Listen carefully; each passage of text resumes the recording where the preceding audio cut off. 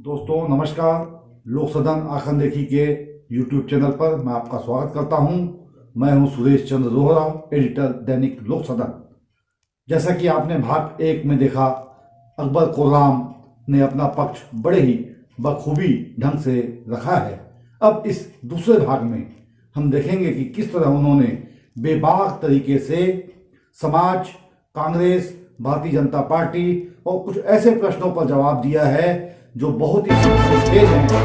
देखिए भाग 2 से बता दें आपको, जहां उपचुनाव में दर्शकों को लिए चलेंगे भानु प्रतापपुर, जहां पर छत्तीसगढ़ के मुख्यमंत्री प्रतापपुर उपचुनाव के लिए प्रचार ने जोर पकड़ लिया है।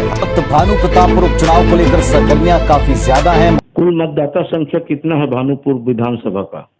अपने यहाँ भानु प्रताप विधानसभा का 1,95,500 कुछ है उसमें, जिसमें आदिवासी समाज की संख्या बल कितना? 61% है इसमें।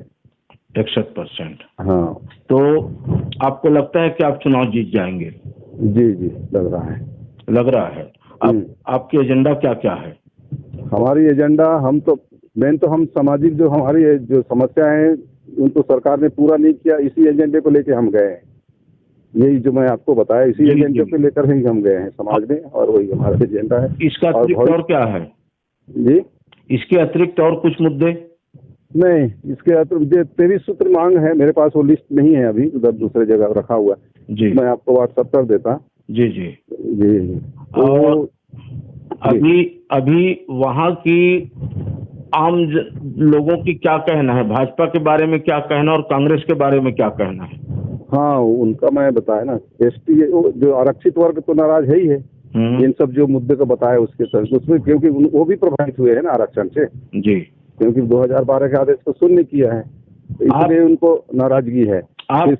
आपके दृष्टि में अभी तक मतलब जो 3 मुख्यमंत्री हुए हैं छत्तीसगढ़ के, है ना, पहला अजीत जोगी, दूसरा रमन सिंह और तीसरा मतलब भूपेश बघेल जी, ये तीनों में आदिवासियों के हितों के लिए सबसे अच्छा कौन था? देखो, आदिवासी का हित लोगों ने कुछ किया नहीं हमारे को। इन्होंने जो देखा जाए तो तीनों सरकार ने किया, जो संवैधानिक जो प्रावधान था हमारे लिए उसी को इन्होंने दिया है। अलग से उन्होंने कुछ नहीं दिया है। जो शासन की योजना बनती है वो सभी वर्ग के लिए लागू होता है, चाहे ST SC हो, चाहे सामान्य वर्ग के लिए हो। तो ये तो इन्होंने कुछ दिया कहाँ? ऐसा कोई योजना ही नहीं बनाया इन लोगों ने। आदिवासी ST के साथ सामान्य वर्ग का भी जड़ से मजबूत हो, ऐसे कोई योजना ही नहीं बनाया इन लोगों ने। एक चीज और बताइए, आप पुलिस में भी रह चुके हैं, है ना? आप पुलिस के एक बहुत ही अच्छा एक सक्षम अधिकारी थे। छत्तीसगढ़ में नक्सली समस्या से निजात कैसे मिल पाएगा?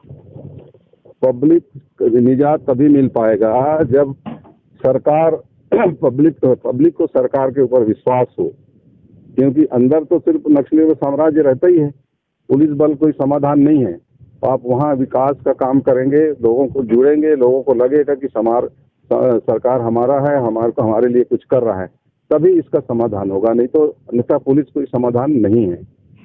अच्छा, आप इस बात को भी मानते होंगे कि छत्तीसगढ़ में जो क्या आम क्या खास, हर किसी की जो एक अपना मूलभूत समस्या के रूप में अगर देखा जाए तो भ्रष्टाचार है। और भ्रष्टाचार क्या है? पटवारी से लेके, पुलिस से लेके, तहसीलदार से लेके कचहरी, कोर्ट, न्यायालय, सभी जगह है ना। तो जब आप पुलिस में थे तो उस भ्रष्टाचार से आप कितने अपने आप को दूर रख पाए थे?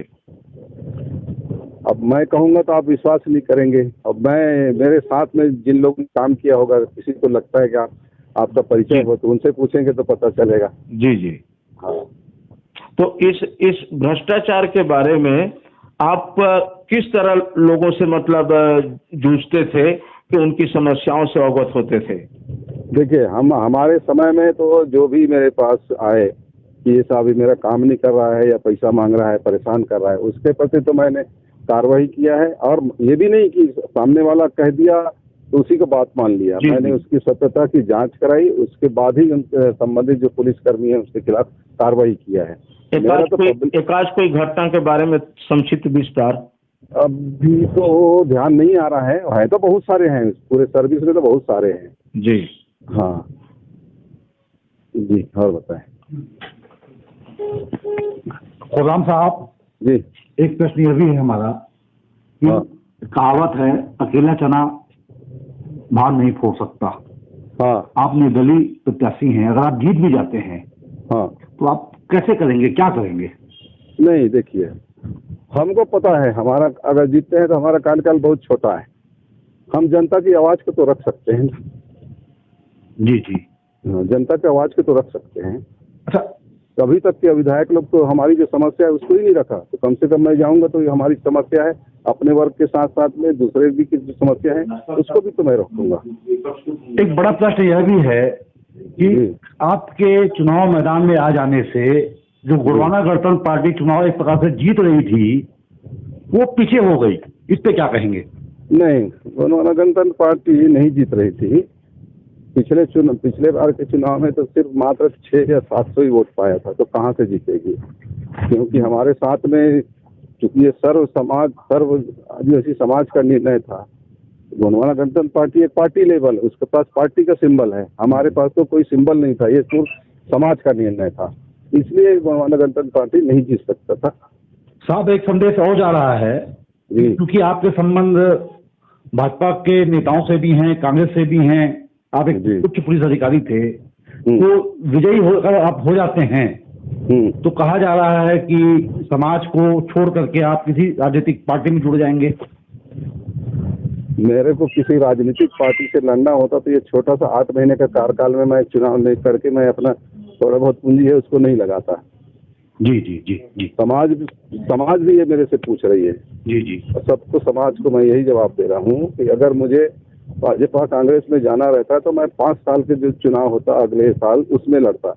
ये क्योंकि समाज की समस्या है, समाज की आवाज को कोई सुन नहीं रहा है, इसलिए मैं छोटा कार्यकाल में भी अपना जो जन बल है जो उसको लगा के मैं चुनाव लड़ सकता। नरेंद्र मोदी सरकार पर आपका क्या कहना है? देखिए, नरेंद्र मोदी सरकार, हमारा खासकर जो आरक्षित वर्ग है वो नाराज है।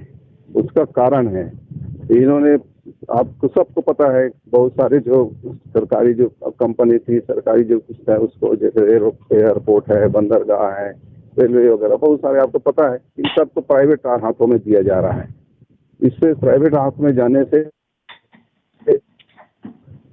हमारा आरक्षित वर्ग सोच रहा है। नोटबंदी से देश को क्या लाभ और क्या हानि हुआ? हेलो। हाँ, नोटबंदी से देश को क्या लाभ और क्या हानि हुआ? वो तो सब पूरे देश के सामने है। नोटबंदी से किसी को फायदा हुआ नहीं, अल्टीमेटली नुकसान हुआ। आदमी, कितने लोगों की जान गई, कितने लोग बेहोश होकर गिर गए, लाइन में लगे रहे गर्मी में, बूढ़े बच्चे जवान सब, उससे कोई फायदा हुआ नहीं। आपको पता ही है, जितना काला धन वापस आएगा बोलते थे, सब वो आप एक नंबर में तो सब पैसा जमा हो गया 99% से ऊपर, तो काला धन कहाँ से हुआ? अभी भानुपुर या उसके आसपास में नक्सलियों की गतिविधि को आप किस रूप में देख रहे हैं?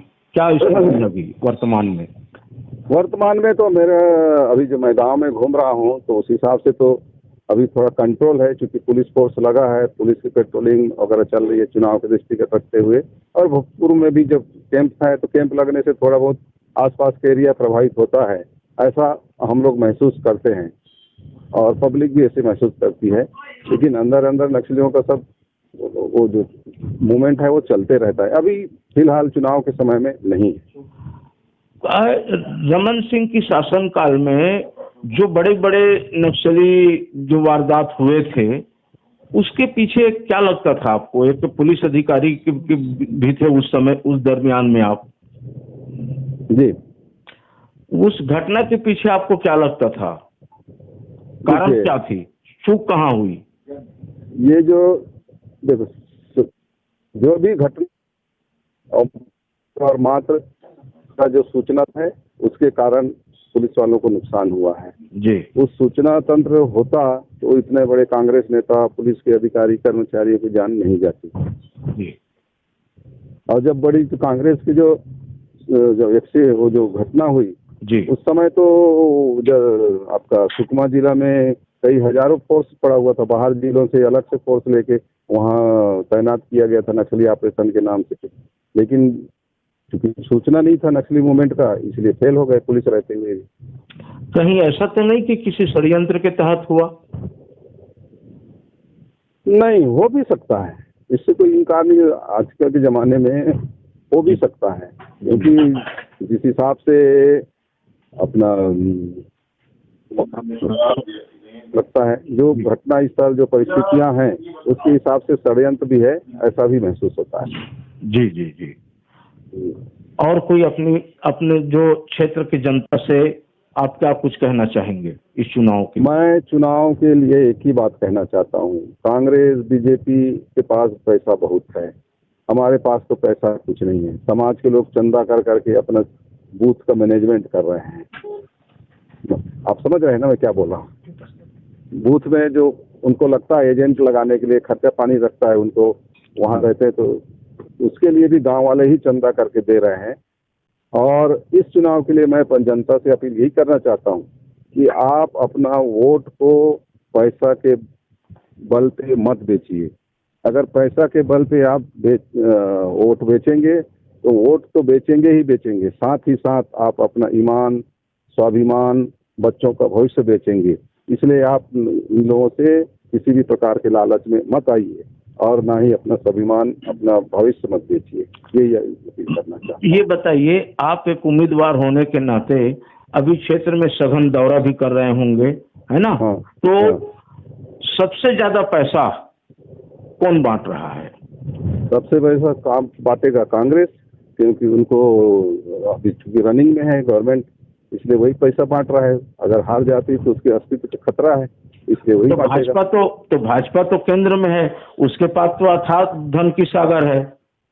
हाँ, तो वो भी बांट रहे हैं, लेकिन अभी चूंकि कांग्रेस की गवर्नमेंट है और कांग्रेस अगर हारती है तो इसमें उनको तो इज्जत का सवाल है ना। कितना बांटने की सूचना मिली है आपको? कई लोगों को मैं क्या बताऊं, कई लोगों को, किसी को 2 दे रहे हैं, 2 लाख दे रहे हैं, किसी को 50,000 दे रहे हैं, जो जिसकी जैसी हैसियत है उस हिसाब से पैसा दे रहे हैं। आप कितना बांट रहे हैं? मैं कहाँ, मेरे पास पैसा ही नहीं तो मैं कहाँ से बांटूंगा। वाह। मेरे पास तो पैसा ही नहीं, मैं तो पेंशन भोगी हूँ भाई। मैं बताया ना, मेरे पास थोड़ा बहुत पैसा था, उसको ही मैंने रखा है और एक छोटा सा जमीन को गिरवी रखा हूँ। इसको लिखने की बात नहीं है। नहीं, वो ये इतना समझते हैं। फिर भी आज एक उम्मीदवार को चुनाव लड़ने के लिए कम से कम कितना की आर्थिक खर्चा चाहिए? कम से कम, खासकर ट्राइबल बेल्ट के इसके लिए, जनरल के लिए तो मैं नहीं बोल सकता हूँ जी।